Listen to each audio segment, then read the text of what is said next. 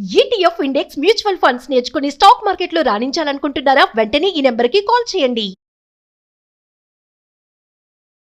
మహిళల ఆరోగ్యం విషయంలో కీలక ఆదేశాలు జారీ చేసింది సుప్రీంకోర్టు.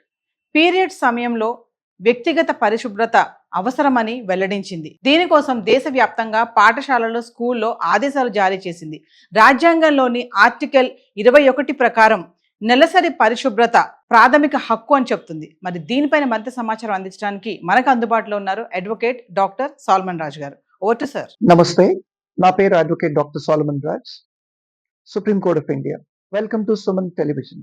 లాస్ట్ వీక్ మనం చూసుకుంటే సుప్రీం కోర్ట్ ఆఫ్ ఇండియా వారు ఒక మాన్యుమెంటల్ స్టెప్ తీసుకున్నారండి. ఈ మాన్యుమెంటల్ స్టెప్ తీసుకుంటూ ఒక ల్యాండ్ మార్క్ జడ్జ్మెంట్ ఇచ్చారు. ఈ ల్యాండ్ మార్క్ జడ్జ్మెంట్ ఏంటి అంటే, on a particular issue in regards to the menstrual health and menstrual hygiene of the students, of the girl students who study in every school.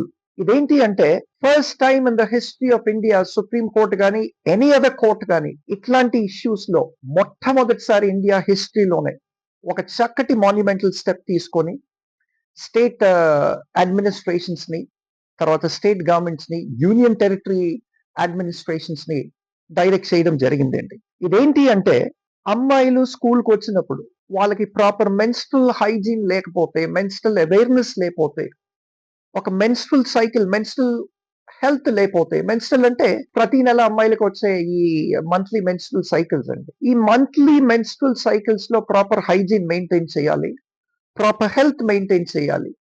Schools ఎందుకు maintain చేయట్లేదు? తర్వాత this falls under the purview of Article 21 అని చెప్పి of the Indian constitution అని చెప్పి కూడా supreme court వారు చాలా సీరియస్ గా డైరెక్షన్స్ అయితే ఇవ్వడం జరిగింది అండి. ఇదేంటి అంటే, కొన్ని మ్యాండేటెడ్ సెట్ ఆఫ్ డైరెక్షన్స్ ఇచ్చారు. ఈ మ్యాండేటెడ్ సెట్ ఆఫ్ డైరెక్షన్స్ ఏంటి అన్నది మనం wheel see.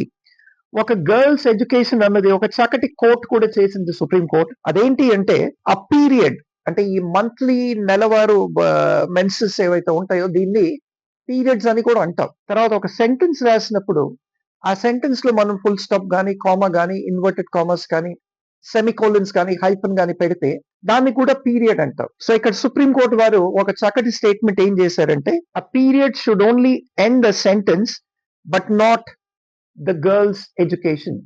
A period should end only a sentence. For example, ఒక సెంటెన్స్ రాసిన తర్వాత ఫుల్ స్టాప్ పెడితే ఆ సెంటెన్స్ అంతటితో అయిపోయింది అని చెప్పి అంటాం. కానీ ఇక్కడ సుప్రీం కోర్ట్ వారు ఏమంటున్నారు, అట్లాంటి పీరియడ్ యూజ్ చేసినప్పుడు ఒక సెంటెన్స్ కే వర్తించాలి కానీ ఒక ఆడకూతురు జీవితానికి కానీ, ఒక ఆడకూతురు ఎడ్యుకేషన్ కానీ ఎండ్ చేయకూడదు, దాంతో అంతటితో అంతం అయిపోకూడదు.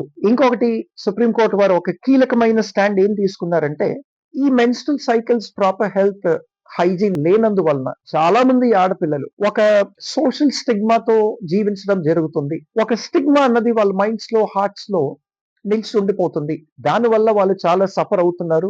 ఎడ్యుకేషన్ వైజ్ కానీ, వాళ్ళ కెరియర్ వైజ్ కానీ, తర్వాత లైఫ్ వైజ్ కానీ, వాళ్ళ అప్బ్రింగింగ్ కానీ, తర్వాత వాళ్ళ అప్గ్రేడింగ్ ఇన్ లైఫ్ కానీ, ఇవన్నీ కూడా చాలా వాటికి కర్బ్ అవుతున్నాయి. కాబట్టి మేము ఈ సెట్ ఆఫ్ మ్యాండేటరీ డైరెక్షన్స్ ఇవ్వడం ఎందుకు జరుగుతుందంటే, ఫస్ట్లీ ఇట్లాంటివన్నీ కూడా అరికట్టడానికి, రెండోది to tell the state governments and the union territory governments and administration that the liability of maintaining menstrual health lies on the state government. ఎందుకంటే it falls under the purview of Article 21 of the Indian Constitution అని చెప్పి కూడా supreme court వారు చక్కగా ఈ stand తీసుకున్నారండి. ఇక్కడ ఏం చెప్పారంటే, article 21 of the Indian constitution ఏమంటుంది, దాన్ని తీసుకొని సుప్రీం కోర్ట్ ఏమంటుందంటే, every citizen of India has a right to health.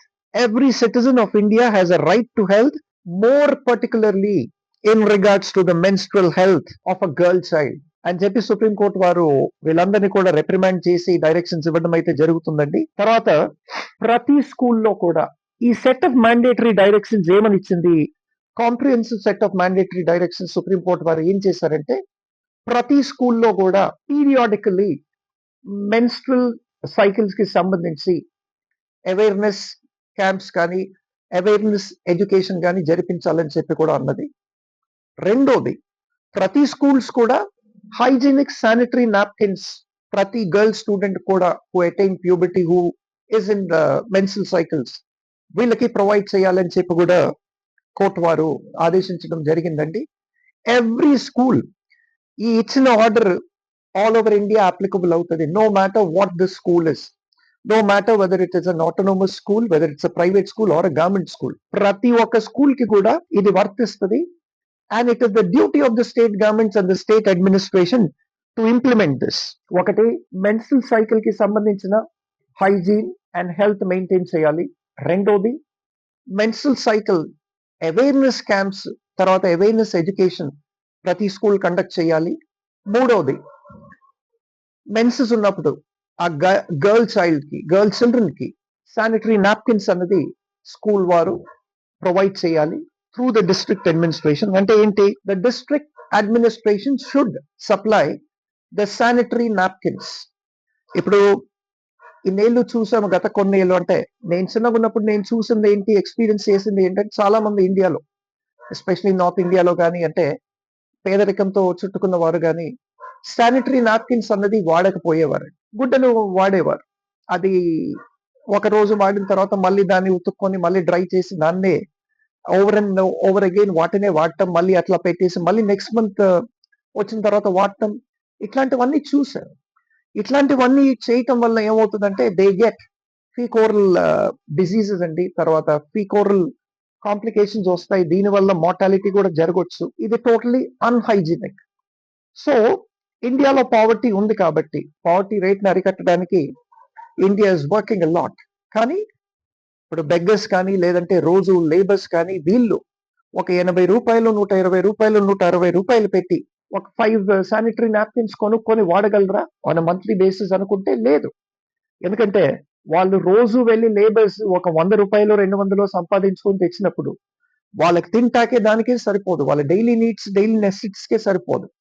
అట్లాంటి పరిస్థితుల్లో ఒక 120 రూపీస్ కానీ 160 రూపీస్ కానీ పెట్టి శానిటరీ నాప్కిన్స్ కొనుక్కోగలరా అంటే కొనుక్కోలేని పరిస్థితి. కాబట్టి ఇవన్నీ కూడా సుప్రీంకోర్టు వారు చక్కటి అబ్జర్వేషన్స్ చేసి, it is the duty of the state administration, ఎందుకంటే ప్రతి స్టేట్ గవర్నమెంట్ కానీ, ప్రతి యూనియన్ టెరిటరీ గవర్నమెంట్ కానీ కొన్ని ఫండ్స్ అనేవి అలొకేట్ అవుతాయి, ఎస్పెషలీ టు మెయింటైన్ హెల్త్. ఈ హెల్త్ ఫండ్స్ ఏవైతే ఉన్నాయో వీటి నుంచి they should definitely supply sanitary napkins. So ఈ మ్యాండేటరీ కాంప్రిహెన్సివ్ డైరెక్షన్స్ అన్నది అన్ని స్టేట్స్ కి, అన్ని యూనియన్ టెరిటరీస్ కి అయితే సుప్రీంకోర్టు వారు ఇచ్చారండి. So all across the country. ఇంకొకటి సుప్రీంకోర్టు ఏమన్నదంటే, ఒకటి, ఈ పిల్లలందరినీ కూడా ఈ సోషల్ స్టిగ్మా నుంచి బయటికి తీసుకొని రావాలి. ఆ సోషల్ స్టిగ్మా నుంచి బయటికి తీసుకొని రావాలి అంటే the contribution of the state government and the state administration and the contribution of the union territory and the union government is very important, including the central governments. ఒకటి. రెండోది ఏంటంటే, ఈ కాంప్రిహెన్సివ్ సెట్ ఆఫ్ డైరెక్షన్స్ ఎందుకు ఇచ్చారు అంటే, వీళ్ళందరినీ కూడా ఈ ఇన్ఫెక్షన్స్ నుంచి దూరం పెట్టి ఇట్లాంటి ఇన్ఫెక్షన్స్ అన్నిటిని కూడా కర్బ్ చేసి ఎరాడికేట్ చేయాలన్నది కూడా సుప్రీంకోర్టు వారి విజన్ ఒకటండి. తర్వాత మూడోది ఏంటి అంటే, ప్రమోటింగ్ ఈక్వాలిటీ. ప్రమోటింగ్ ఈక్వాలిటీ అని సుప్రీంకోర్టు ఎందుకు అన్నదంటే, ఈ కాంప్రిహెన్సివ్ సెట్ ఆఫ్ డైరెక్షన్స్ లో ఇంకొక చక్కటి డైరెక్షన్ ఏమి ఇచ్చిందంటే, ప్రతి స్కూల్లో కూడా జెండర్ బేస్డ్ టాయిలెట్స్ ఉండాలి. జెండర్ బేస్డ్ టాయిలెట్స్ అంటే ఏంటి, మగవారికి సెపరేట్ టాయిలెట్స్ ఉండాలి, ఆడవాళ్ళకి సెపరేట్ టాయిలెట్స్ ఉండాలి. అలాగే ఒకవేళ ఫిజికలీ హ్యాండిక్యాప్డ్ అయితే వాళ్ళకి వేరే టాయిలెట్స్ ఉండాలని చెప్పారు. ఈ మధ్య మనం చూస్తామంటే చాలా మటు స్కూల్స్ లో, ఎస్పెషలీ గవర్నమెంట్ స్కూల్స్ లో, ఈ మేల్ టాయిలెట్స్ కానీ ఫీమేల్ టాయిలెట్స్ కానీ సెగ్రిగేట్ చేసి స్థాపించబడలేదు. కాబట్టి ఈ సుప్రీంకోర్టు వారి డైరెక్షన్ ప్రకారం ఇప్పుడు ప్రతి స్కూల్లో కూడా జెండర్ బేస్డ్ టాయిలెట్స్ మాత్రం తప్పకుండా వాళ్ళు ఎస్టాబ్లిష్ చేయాలని చెప్పి కూడా సుప్రీంకోర్టు వారు అయితే అన్నారండి. Menstrual health and menstrual hygiene ఏంటి అంటే, అది యాక్చువల్లీ ఒక బయాలజికల్ సిస్టమ్. ఈ బయాలజికల్ సిస్టమ్ వల్ల ఒక గర్ల్ చైల్డ్ స్టిగ్మాకి గురి అవ్వకూడదు. ఆ స్టిగ్మాకి గురి అవ్వకూడదు. దాని తర్వాత అది ఒక బ్యారియర్, ఆమె ఆ పర్టికులర్ గర్ల్ చైల్డ్ కి అది ఆమె కెరియర్ కానీ లైఫ్ లో కానీ ఒక బ్యారియర్ అవ్వకూడదు. ఇంప్రాపర్ హైజీన్ వల్ల, ఇంప్రాపర్ హెల్త్ వల్ల, ఈ స్టిగ్మా వలన అవ్వకూడదు అని చెప్పి కూడా యాక్చువల్లీ కోర్టు వారు పరిగణించడం జరిగింది.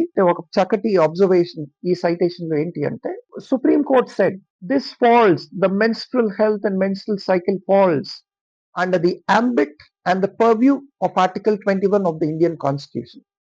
Article 21 of the Indian Constitution ఏమంటుందంటే, no person shall be deprived of his life or personal liberty except according to the procedure established by law. అంటే ఇక్కడ ఏంటి, ఈ మెన్స్ట్రల్ హెల్త్ గానీ మెన్స్ట్రల్ హైజీన్ గానీ మెయింటైన్ చేయకపోవటం వల్ల ఏమవుతుందంటే every girl child is actually deprived of a life or personal liberty. కాబట్టి in order to maintain the personal life and the personal liberty, the liability lies on the state governments and the union territory governments అని చెప్పి కూడా అంటే article 21 of the Indian constitution దీన్ని coat చేస్తూ చక్కటి elaborative comprehensive mandatory directions అయితే ఇవ్వడం జరిగిందండి. దీనివల్ల చాలా మటుకు పావర్టీలో ఉన్న వాళ్ళు, గవర్నమెంట్ స్కూల్స్ లో చదివే పిల్లలందరూ కూడా ఒక గ్రేట్ రిలీఫ్ అనేది చెప్పుకోవాలి.